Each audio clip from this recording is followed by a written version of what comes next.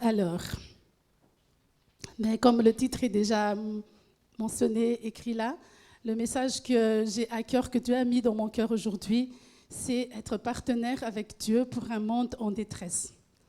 Et j'aimerais juste prier avant de commencer le partage. Je vous invite à fermer vos yeux et à vous concentrer sur lui, sur la personne de Jésus, qui a un message pour chacun d'entre nous aujourd'hui. Seigneur notre Dieu, nous voulons t'écouter toi. Nous voulons mettre le projecteur sur toi. Tu as préparé quelque chose pour cette église, pour notre église, pour le corps de Christ aujourd'hui. Et Seigneur, on n'est pas là pour faire une démonstration ou prouver quoi que ce soit, mais on veut juste entendre le son de ta voix. Prépare notre cœur, Seigneur, à t'écouter. Toi, tu as fait le choix d'être là aujourd'hui. Seigneur, en réponse à ça, j'aimerais aussi que chaque cœur ouvre son cœur pour t'accueillir, toi. Et cache-moi derrière toi, Seigneur, que seul ton Saint-Esprit puisse parler. Et ce qui ne vient pas de toi soit brisé dans le nom de Jésus. Amen. Alors, être partenaire avec Dieu pour un monde en détresse. J'ai déjà parlé un peu de qui nous sommes, mais juste pour que vous compreniez un tout petit peu, parce que ça rentre dans le thème d'aujourd'hui, le nom de notre église, qui est Cœur ouvert. Comme ça, vous comprenez un peu, Cœur ouvert, c'est quoi ça? Parce que ça a toujours créé des questionnements dans le cœur des gens. Pourquoi Cœur ouvert? Ça a l'air trop faible, ça a l'air bizarre, Cœur ouvert. Mais je vais juste vous expliquer le pourquoi de Cœur ouvert. Donc, en 2-3 mots avant d'entrer vraiment dans le message, être partenaire avec Dieu. Donc, Cœur ouvert, nous avons je vais vous mentionner un peu la vision, le pourquoi de Cœur ouvert. Nous voulons être une église au cœur de l'évangile, centrée sur la personne de Jésus et ses œuvres. Une église qui veut vivre d'une manière interculturelle, sans distinction d'origine, de culture et de classe sociale, mais dans un seul but, faire connaître l'amour de Dieu à tous et faire des nations des disciples de Christ. Une église ayant à cœur les relations. Nous sommes convaincus que beaucoup de personnes viennent à Dieu dans les relations. Donc nous faisons le choix de chérir chaque relation et de la vivre de manière authentique et engagée à l'image de Christ.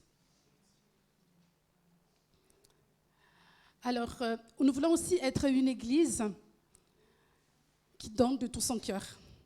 Le cœur a beaucoup de place dans notre vision, dans cette vision. On est convaincus qu'en réponse au choix radical de Jésus de mourir à la croix pour chacun d'entre nous, nous voulons aussi être une église qui donne le meilleur et vit l'intégrité au quotidien. Nous voulons être aussi une église avec un cœur enseignable, un cœur qui ne s'enfle pas d'orgueil, mais qui est prêt toujours, tous les jours, à être enseigné, à être à son écoute et qui se laisse interpeller et enseigner par l'Esprit Saint. Et donc, dans ce que notre frère a dit tout à l'heure, notre leitmotiv, notre mot d'ordre, c'est l'humilité. Une église pour le cœur meurtri, au cœur de la souffrance et des tensions de l'humanité, nous voulons être une écoute, une épaule et un canal de guérison pour le monde. Et dernier point, une église aux soins de chaque cœur qui bat. Comme notre cœur est l'endroit où Dieu siège et règne, nous désirons être une église ouverte qui parle le langage du cœur de chaque être humain. Comme la parole dit, garde ton cœur plus que toute autre chose, car de lui viennent les sources de vie. Voilà, je m'arrête avec la vision de l'église. Maintenant, je reviens à une église partenaire avec Dieu. Moi, je crois vraiment que l'existence de l'église, l'existence de l'église de Plain-Palais, mais l'existence aussi de l'église Cœur ouvert et toutes les autres églises, c'est d'être partenaire avec Dieu dans son œuvre. Et quand on parle d'église, on parle de chaque personne aussi, on parle de toi et moi. Est-ce que moi, je suis partenaire avec Dieu dans son œuvre, dans ce jardin, grand jardin que Dieu a créé et qu'il manque encore beaucoup de personnes qui ne sont pas dedans? Est-ce que je suis partenaire avec lui? Et avec ça, j'aimerais parler d'un couple incroyable dans la Bible. Ça m'a beaucoup touchée leur témoignage. Mais c'est surtout aussi parce que c'est aussi une femme avec un homme. Donc je voulais encourager spécialement aussi les femmes dans cette église, parce que vous avez beaucoup de femmes qui se lèvent et qui font la différence aussi dans cette église, sans oublier les hommes. Sans oublier les hommes. Mais c'est vraiment un message pour les deux. Alors c'est dans Romains 16, 3, 5. C'est le couple de Priscille et Aquilas. Je pense que c'est une histoire que vous connaissez très bien. Mais pour vous mettre juste dans le contexte, on va lire 2 passages. Dans Romains 16, 3 et 5, au nom de Jésus. Saluez de ma part Prisca et Aquilas. Prisca en premier, Aquilas après. Aquilas, c'est l'homme. Mes compagnons de travail en Jésus-Christ, eux qui ont risqué leur tête pour me sauver la vie. Je ne suis d'ailleurs pas seule à leur avoir de la reconnaissance. Toutes les églises du monde païen en ont aussi. Saluez aussi l'église qui se rassemble chez eux. Et puis après, on va continuer dans Actes 18, 24 pour comprendre aussi le contexte, parce qu'on n'a pas beaucoup de temps. Un juif nommé Apollos, originaire d'Alexandrie, était arrivé à Éphèse. C'était un homme très éloquent qui connaissait très bien les Écritures. Il avait été instruit de la voix du Seigneur et parlait avec enthousiasme de Jésus. L'enseignement qu'il apportait sur lui était d'une grande exactitude, mais il ne connaissait que le baptême de Jean. Il se mit donc à parler avec assurance dans la synagogue. Quand Priscille et Aquilas l'eurent entendu, ils le prirent avec eux et lui expliquèrent plus précisément la voie de Dieu. Comme il avait l'intention de se rendre en Achaïe, les frères l'y encouragèrent vivement et écrivirent aux disciples de Corinthe de lui faire bon accueil. Et dès son arrivée là-bas, il fut par la grâce de Dieu d'un grand secours pour les croyants, car il réfutait avec vigueur en public les arguments des Juifs et démontrait par les Écritures que Jésus est le Messie. Amen. Alors, notre Priscille et Aquilas, c'est la collaboratrice, c'est une des disciples. Si je parle pas des autres, c'est une des meilleures disciples de Paul et partenaire de la mission apostolique. C'est un duo efficace avec Aquilas, son mari. Donc c'est un couple de ouf, comme les jeunes disent. C'est un couple incroyable qui a une même vision, qui croit ensemble, et qui bouge ensemble, et qui se mettent ensemble pour agir. Peut-être pas comme votre pasteur, ça va, j'imagine bien. Elle faisait surgir des communautés chrétiennes partout où elle s'arrête. Priscille, là où elle s'arrête, à Rome, à Corinthe, partout où elle s'arrête, à Éphèse, mais elle crée une communauté. C'est une femme incroyable. Elle crée une communauté, elle ouvre ses portes pour faire une cellule de prière, pour créer une église, pour mettre en place une église. Et ainsi, elle contribue remarquablement à l'expansion de l'église. Donc, les femmes, vous avez de la place, hein? Et moi, je crois vraiment que ce partenariat, Dieu l'a voulu depuis la création. Ce n'est pas seulement dans le Nouveau Testament avec l'histoire de Paul, mais dès le commencement, Dieu voulait qu'on soit partenaire avec lui. Comme dans Genèse 1,26, il dit « Faisons l'homme à notre image, selon notre ressemblance, et qu'il domine sur les poissons de la mer et les oiseaux du ciel, sur les bétails, sur toute la terre, et sur les reptiles qui rampent sur la terre. » Et Dieu bénit l'homme et lui donna le pouvoir de régner sur l'univers. Ça veut dire que depuis le début, Dieu croyait en toi et moi. Dieu veut travailler avec toi. Il peut faire tout seul, mais il a préféré choisir toi et moi pour travailler avec lui, pour être partenaire avec lui. Maintenant, on va parler de partenariat. Partenaire, je ne sais pas comment toi tu penses de partenaire. Tu étais déjà peut-être partenaire avec quelqu'un, que ce soit en mariage ou en travail ou à l'église ou dans la fédération. C'est quoi être partenaire? Et là, je me suis mise à regarder un petit peu des synonymes. Être partenaire, c'est être associé, être ensemble avec quelqu'un, être un avec, être en alliance avec, être en accord avec, être OK avec. C'est plus que on s'est dit oui, c'est plus que ça, c'est plus profond que ça, être partenaire. Un partenaire, c'est avoir la même vision, c'est faire le choix délibérément d'avoir le même objectif, être sous le même joug. Le même joug, c'est pas l'autre, c'est pas traîner l'autre derrière, mais être sous le même joug. On marche ensemble, on se tire la main. Allez, on y va. Ça, c'est être partenaire, main dans la main pour la même cause, être motivé par le même objectif et s'investir ensemble. Et si Dieu t'a choisi pour être son partenaire, c'est que lui, il ne se met pas à cette place de Dieu, mais il veut que tu marches à côté, que tu suis son exemple, que tu fais ce qu'il te demande de faire, si lui, il est lumière, comme on a dit, mais toi aussi, tu dois être lumière. Si lui, il est vérité, mais toi aussi, tu es vérité. Si lui, il est le chemin, mais sois aussi le chemin. Suivre son exemple. Il y a un peu de différence entre partenariat biblique et partenariat, comme nous comprenons être partenaire. Dans un partenariat, dans une entreprise ou séculaire, être partenaire, c'est moi, j'ai mon intérêt dans le partenariat et toi, tu as ton intérêt. Et en fait, l'objectif, c'est que nous deux, on gagne quelque chose. Ça, c'est le partenariat. Mais le partenariat avec Dieu, c'est un intérêt commun. L'intérêt de Dieu est mon intérêt à moi. L'intérêt de Dieu, c'est d'agrandir le royaume. C'est d'emmener le plus de gens dans le royaume. L'intérêt de Dieu, c'est de sauver. L'intérêt de Dieu, c'est de remplir le ciel. Et ça, c'est son intérêt à lui. Et moi, je m'aligne à son intérêt à lui.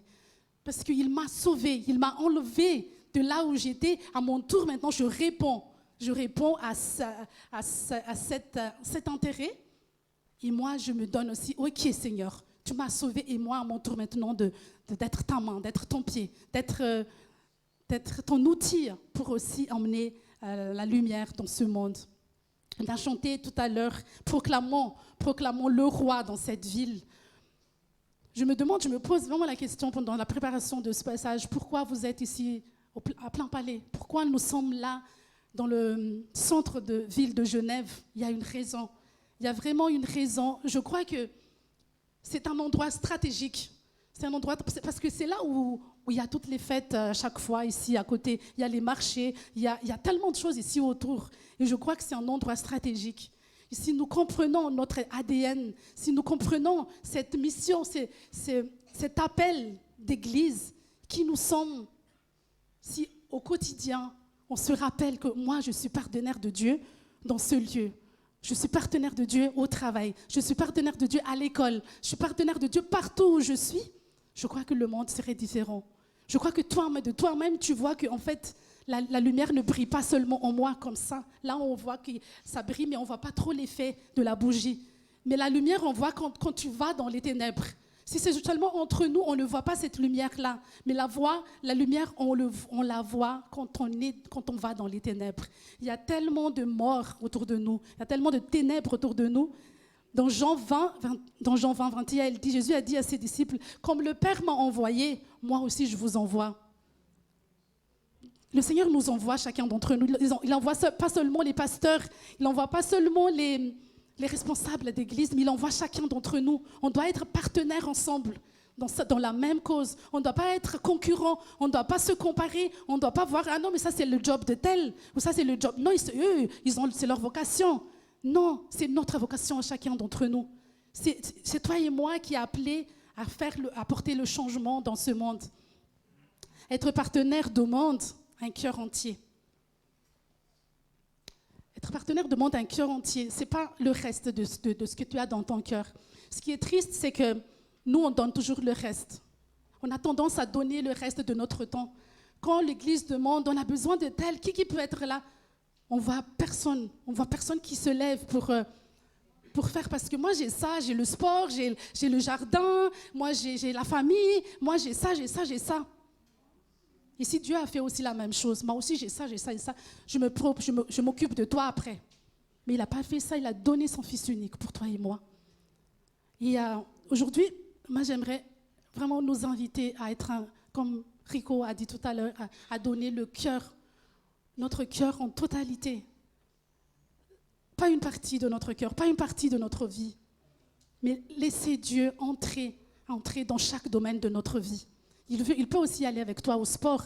Il peut aussi aller avec toi au travail. Il peut aller aussi faire le jardin avec toi. Il peut être partout. Mais ne lui donne pas seulement le reste de ton temps, le reste de ton argent, le reste de tout. On a tendance à lui donner le reste. Mais là, il demande à toi aujourd'hui, moi, je t'ai tout donné. Donne-moi ton cœur. Tu ne regretteras pas si tu lui donnes ton cœur. Être partenaire demande un sérieux engagement. Ce n'est pas un engagement. Oui, me voici, Seigneur, je te donne tout. Et demain, j'oublie. Mais c'est un sérieux engagement. C'est comme si Dieu te prend la main. On est ensemble à partir de maintenant.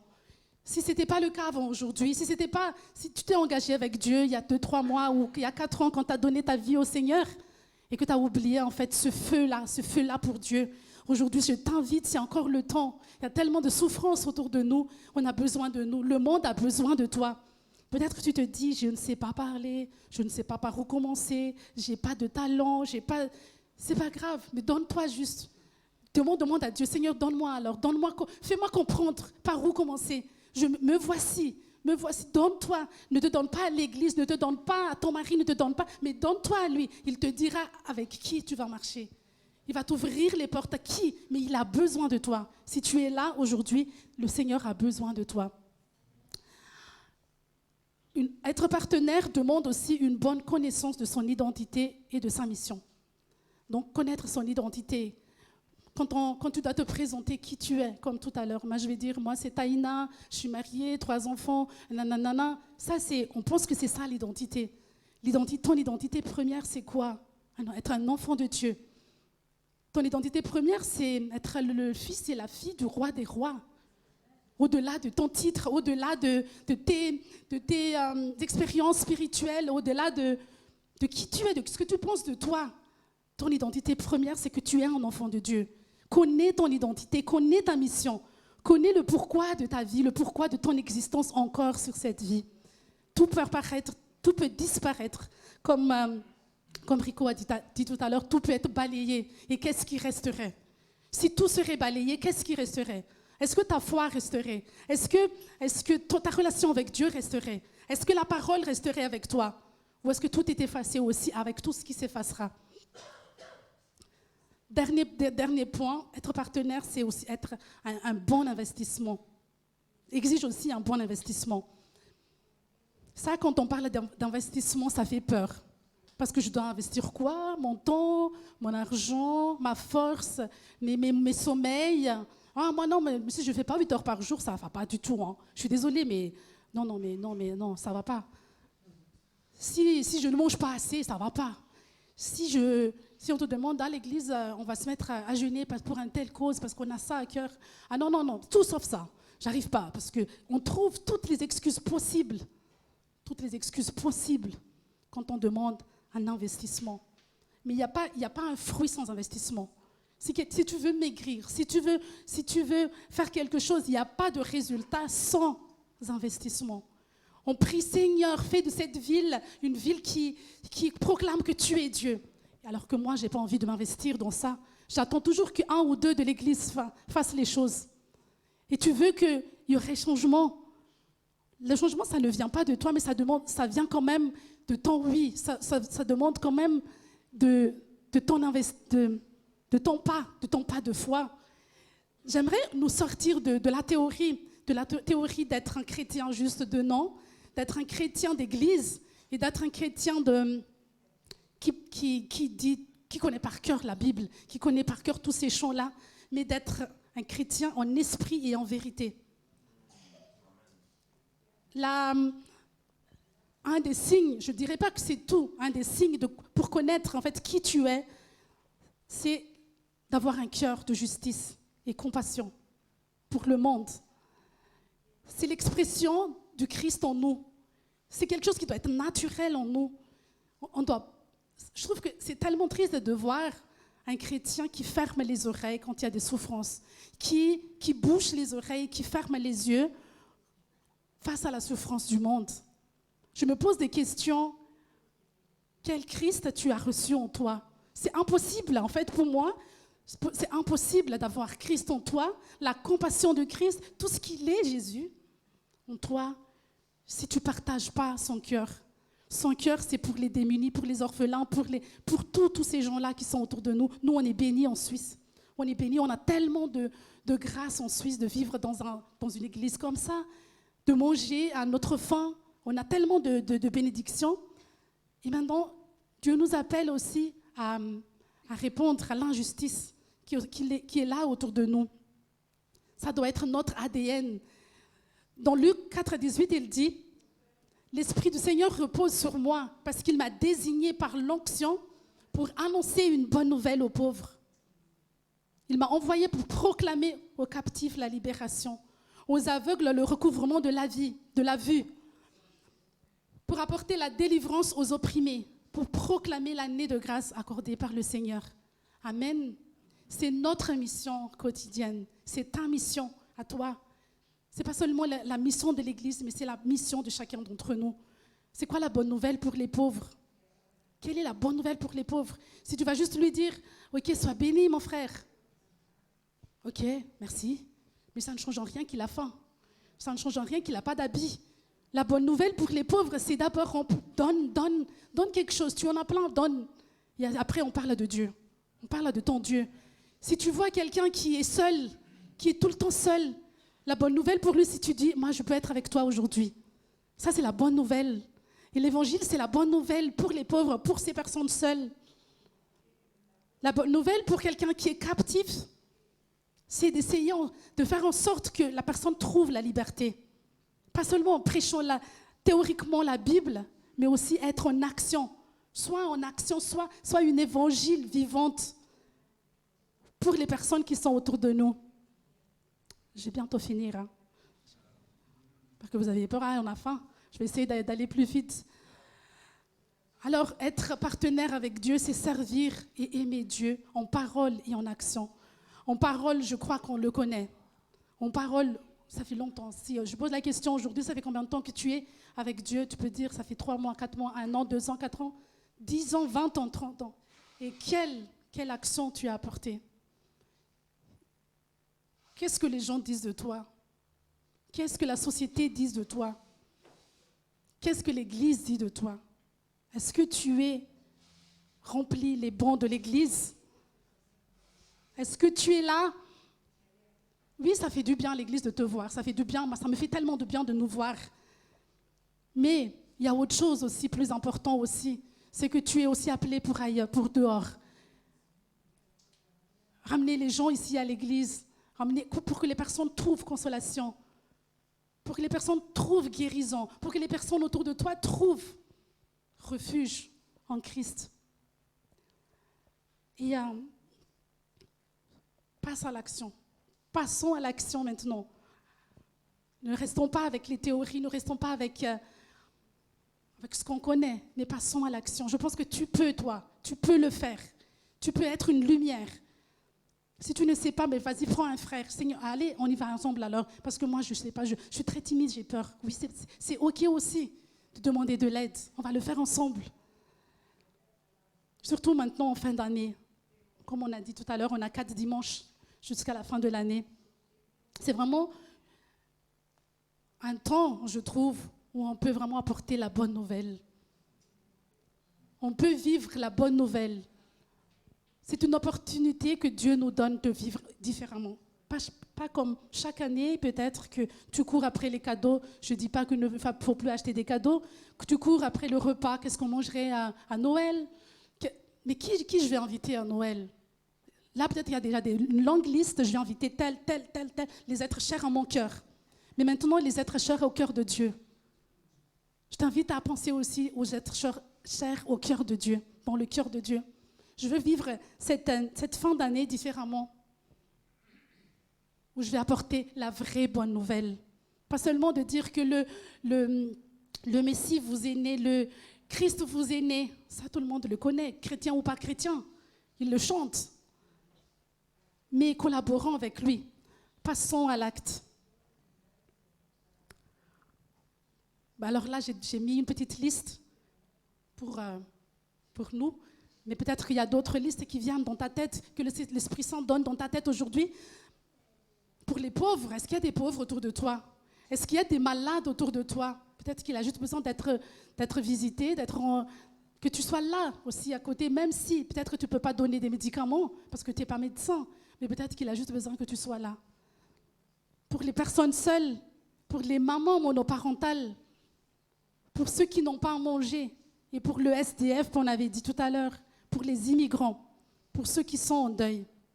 On n'a pas d'excuses que moi je ne sais pas trop comment faire. Je pense que tu peux, que si tu le veux, tu peux. J'ai un exemple à vous donner. Il y avait une personne qui est handicapée, justement sur un fauteuil roulant. Il habitait au 3e étage d'un immeuble. Et cette personne, donc, il criait à Dieu. Une fois, il a dit, « Seigneur, comment je vais faire? Parce que moi aussi, je veux aussi partager ton évangile. Je veux aussi servir, mais comment je peux faire? » Et le Saint-Esprit, Dieu voyait son cœur qui veut. Et alors qu'il ne peut pas bouger. Il a besoin de gens pour descendre de 3e étage. Et le Seigneur lui disait, vas-y, écris. Prends une lettre. Donc il a pris une feuille, il a coupé en 1000 morceaux et il a écrit dans chaque morceau de feuille, Dieu t'aime, Dieu t'aime, Dieu t'aime. Et il a plié et du 3e étage à son balcon, il jetait là du 3e étage. Il y a une personne qui était hyper déprimée qui passait dans l'allée. Lui, il n'a pas vu qu'est-ce qui s'est passé. Mais cette personne, en fait, il a tellement besoin de Dieu, il a tellement besoin d'un signe de Dieu que si tu existes vraiment, donne-moi un signe. Et là, boum, sur sa tête, il a reçu justement le bout de lettre, le bout de papier que Dieu t'aime de cette personne. C'était comme ça, c'est drôle, ça a l'air drôle comme ça. Mais je pense que le Saint-Esprit, c'est aussi quelqu'un qui est très créatif, qui connaît la sensibilité de chaque personne, qui nous connaît mieux que nous-mêmes. Si tu as vraiment envie aujourd'hui, Seigneur, oui, je veux répondre aussi, je veux être partenaire. Quel privilège d'être partenaire avec toi. Je crois que tu sors d'ici, le Saint-Esprit peut te parler. Et commence par une cause. Tu n'es pas obligé de dire, ok, ben moi je vais apporter la différence dans ce monde, je vais aller prêcher là-bas, je vais aller dans le métro. C'est pas ça, mais commence par une petite chose. Une chose à la fois. Peut-être qu'écris seulement un SMS à quelqu'un qui est déprimé maintenant. Peut-être que prends un temps de prière avec une personne. Peut-être que va manger, prendre un café avec quelqu'un. Peut-être qu'il n'y a que ça, peut-être que c'est déjà suffisant. Dans Jacques 1,27, il dit « La religion authentique et pure aux yeux de Dieu, le Père, authentique et pur, consiste à aider les orphelins et les veuves dans leur détresse, à ne pas se laisser corrompre par ce monde. » Amen. On cherche une religion pure et correcte et pure devant Dieu. Alors, passe à l'acte, passe à l'action. Et après, tu n'es pas obligé de crier sur les toits, « Ah, j'ai fait ça !» Mais apporte ton culte agréable à Dieu. Que le Seigneur voit ce que ta main fait, que ta main droite ne voit pas ce que ta main gauche fait.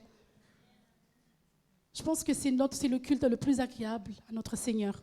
Dans Matthieu 5, 13, 14, il dit « Vous êtes le sel de la terre et vous êtes la lumière du monde. » Ça a été conduit depuis le début de ce culte et ça me touche parce que c'est le cas. C'est un verset qu'on aime bien porter.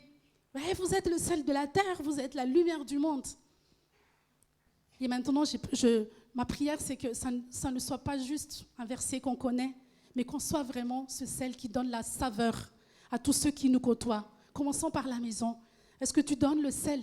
Est-ce que tu donnes cette saveur agréable à ta femme, à ton mari, à tes parents, à tes enfants? Ou est-ce que dès que tu entres, en fait, tout le monde a peur? Donc que tu franchis cette peur, et tu es le sel et la lumière du monde. Est-ce que c'est le cas? Mais à partir d'aujourd'hui, je te lance un défi. Quand tu entres chez toi, souris, apporte le soleil, apporte la joie, apporte un petit cadeau. Tiens, ma femme, j'ai pensé à toi. Tiens, mon mari, j'ai pensé à toi. Tiens, mes enfants, tiens, j'ai pensé à toi aujourd'hui. Au lieu de, dès que tu entres à la porte, mais est-ce que la poubelle était vide? Est-ce que vous avez rangé vos chambres? Est-ce que nanana? Quand tu viens à la maison, apporte le soleil d'abord. Ça, on peut en parler après. Ayons un objectif commun avec Dieu. Sortons du lot, sortons du juste d'être chrétien, d'être une église. Église le dimanche et une autre personne le lundi. Apportons notre pierre à l'édifice. Matthieu 25, 35 à 36, il dit, « Car j'avais faim et vous m'avez donné à manger. J'avais soif et vous m'avez donné à boire. J'étais étranger et vous m'avez recueilli. J'étais nu et vous m'avez vêtu. J'étais malade et vous m'avez visité. J'étais en prison et vous êtes venus vers moi. » C'est vraiment le verset que j'aimerais que vous entendiez quand Jésus revient vous chercher. Qu'il vous dise, en fait, tu étais venu voir tellement, en fait, tu m'as vu moi. Tu as donné à boire à tel, et en fait, tu m'as donné à boire à moi. Tu es venu en prison, en fait, tu m'as donné. C'est toi qui t'as visité. Ça m'a tellement touché.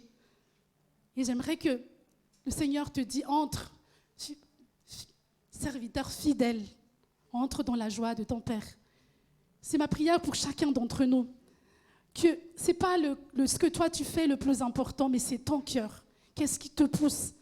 Le motif de ton cœur est plus important que le don lui-même. Donne avec conviction, fais avec conviction. Quelle est ta conviction? Quel est le moteur qui te pousse? Est-ce que c'est Jésus, l'amour pour Jésus?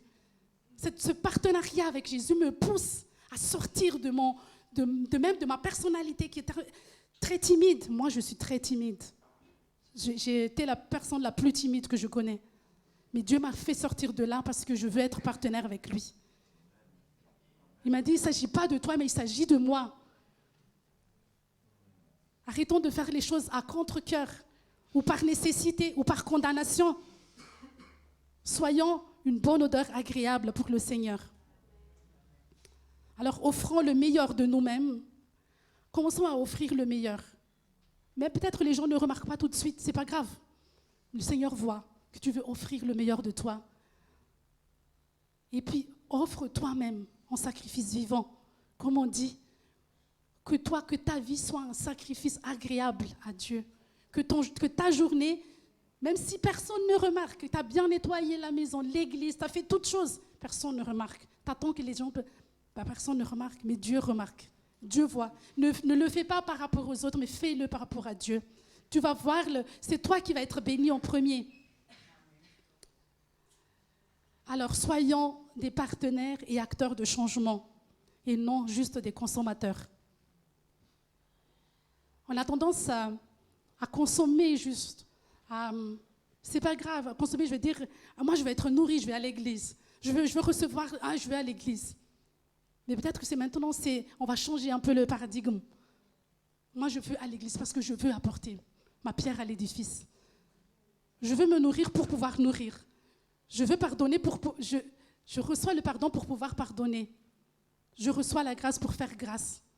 Tout ce que je reçois ici à l'église maintenant, c'est pour que moi, je peux aussi faire la différence dans là où Dieu me place. Alors, ce n'est pas juste d'atteindre. Le but de Dieu, ce n'est pas d'atteindre plein palais ou atteindre là où tu habites, mais atteindre le monde avec l'évangile dans sa totalité. Pas théoriquement, mais dans sa totalité. Et que toi, tu vives l'évangile d'une manière entière, mais pas d'une manière juste en partie ou, d'une manière religieuse où je sais, quand quelqu'un dit « Ah oui, comment ça va, la grâce de Dieu me suffit ». Ça, c'est connaître Dieu d'une manière partielle, d'une manière religieuse. Ça suffit. Moi, je trouve que ça suffit d'être juste ça. Je trouve que le temps arrive où Dieu cherche des adorateurs en esprit et en vérité, qui sortent de ce minimum. Quelque chose qui m'a choquée quand je suis arrivée en Suisse. On venait du Canada, ils sortaient d'un pays très très froid, moins 40 pendant l'hiver, mais avec le cœur très très très chaud. Dans l'église, mais tu sens la chaleur, dès que tu franchis l'église, tu sens cette chaleur de Dieu qui t'accueille. Et quand je suis arrivée en Suisse il y a 10 ans, on a fait le tour de toutes les églises. Ce n'est pas contre les Suisses, hein. Désolée si vous le prenez comme ça, ce n'est pas contre les Suisses, mais il y a un peu ce froid qui... je fais déjà un peu, je viens déjà nettoyer, je fais déjà partie un peu de la louange. Les autres, ils ont qu'à faire aussi. Partout où tu vois, mais j'étais choquée. Je me dis, mais si Dieu fait ça aussi, mais je m'occupe déjà de ton repas. Si Dieu dit la même chose, je m'occupe déjà de ta santé. Mais ton travail, mais occupe-toi de ton travail. Ça m'a tellement choquée. On a fait le tour de toutes les églises. Mais après, j'ai juste compris que je ne dois pas tomber dans le jugement, ni tout ça. Mais qu'est-ce que toi, tu peux apporter alors? C'est quoi? C'est quoi que tu peux, toi, faire? Si tu vois que l'État est comme ça, arrêtez d'être dans le jugement, mais commence, toi, à agir, à apporter justement la lumière. Alors, je finis avec deux versets. Jacques 2, 15, 17, il dit « Supposez qu'un frère ou une sœur manque de vêtements, il n'est pas tous les jours assez à manger. Et voilà que l'un de vous leur dit « Au revoir mes amis, portez-vous bien, restez au chaud et bon appétit. » C'est drôle, hein? Moi, quand j'ai lu ça, je me dis « Mais c'est une blague, quoi. » Sans leur donner de quoi pourvoir aux besoins de leur corps, à quoi sert-il? Il en est ainsi de la foi, si elle reste seule, sans se traduire en actes, elle est morte. Et on va finir par Matthieu 5, 16. Que notre lumière brille devant les hommes, afin qu'ils voient nos bonnes œuvres et qu'ils glorifient notre Père dans les cieux. Amen. Prions. J'invite à une prière et à un temps de silence 2 secondes. Face au message que Dieu nous donne aujourd'hui. Je ne sais pas qu'est-ce qui parle à ton cœur. Je ne sais pas qu'est-ce qu'il te dit à toi. Mais je crois que Dieu te fait confiance. Je crois que c'est lui qui t'a aimé le premier. Et c'est lui qui te connaît mieux que quiconque. Donne-toi à lui aujourd'hui. Seigneur, tel que je suis, je viens à toi. Avec mes défauts, avec mes manquements, avec tout ce que je ne sais pas faire, avec mes peurs, mes angoisses. Mais je me donne à toi. Je me donne en toi en tant qu'Église, mais je me donne en toi en tant que personne. Tu m'as sauvée et je veux être partenaire avec toi dans cette mission du salut. Merci pour ta confiance, Seigneur. Merci pour ton choix. Merci pour ton amour inconditionnel. Seigneur, aujourd'hui, touche le cœur de chacun. Donne à chacun cette zèle pour ton royaume. Cette zèle, Seigneur, pour ce qui te fait battre ton cœur, pour tes préoccupations. Convainc, Seigneur, par ton Saint-Esprit et équipe l'Église dans la mission que tu nous places. Merci, Père Céleste, parce que je sais et je crois vraiment qu'on est dans un temps maintenant où la moisson est prête. Et les églises vont se lever vraiment pour faire agrandir ton royaume et pour repousser les ténèbres. Merci, Père Céleste. C'est en ton nom que je fais cette prière. Amen. Soyez bénis.